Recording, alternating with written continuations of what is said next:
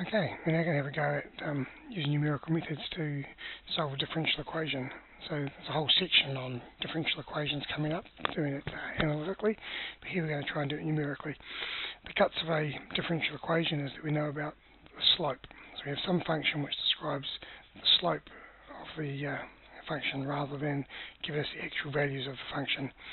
And in this case we also have a known starting point. So if we have just the xy plane, and we have a known starting point, so that'll be x0, y0. And if we know the slope at that point, so we know at that point the slope is like so, then if we increment a certain amount, delta x, so we move along a little bit here, then the best guess we can make for this point is start at that point and head in the direction of the slope to get to that point. And if we know at this point that we can work out the slope again, so the slope is along here, go along another delta x, head in the direction of the slope, and you'll get to the point. And then maybe the slope is flat at this point, so the next delta x, so delta x is the increments, so the next point will just be going flat.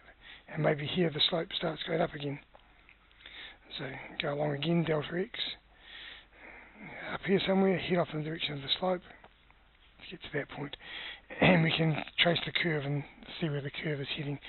Obviously the closer the points are to each other, so the smaller the values for delta x, the smoother the curve you're going to get and the less you're likely to run off it.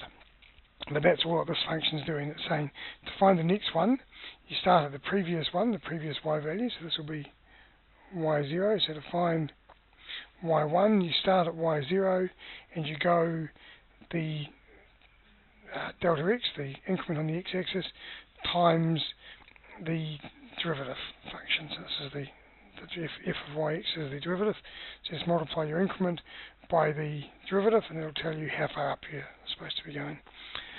Okay, so I've got an example here which I'll have a crack at doing. So IVP is initial value problem. So the initial value is x is 0, y is -1. So x is 0, y is -1. This is just keeping a track of how many steps we've done, and this is the increment. So we're always going to increment by 0.1, and this is just telling us how many steps we've taken. Okay, so I've done the first line for us. So this is our function, so this bit here is f of xy. So if I bung my x and y values into here, I get -2 lots of 0, which is obviously 0, minus -1 is 1. And then to find my next y value, I take my previous y value, which is -1, and I add on the increment times the f of y. So that times that is 0.1, added on to -1 is -0.9. Okay, and then I can just carry on. So that becomes my next y value, and my x value just increments by 0.1. So my x values will just keep on incrementing by 0.1 each time, but my y values I have to go through this process to work out what's happening. Okay, so for my next one, so now I've got x equals 0.1, y equals -0.9, so I put them into here, and so I'm going for -2 lots of 0.1 is -0.2, minus -0.9 is plus 0.9, so it'll give me 0.7. Okay, and I take that value of 0.7 and I bung it into this equation. So to find my next y value, I take my current y value, which is -0.9, and I add on my increment, which is always 0.1, times my slope, in which case is 0.7, and I work out what that becomes. So it becomes -0.83. Okay, and that becomes my new y value. And I'll just keep on repeating that process. So I take these two numbers, put them into my function, and that comes out to be 0.43 if you do the math.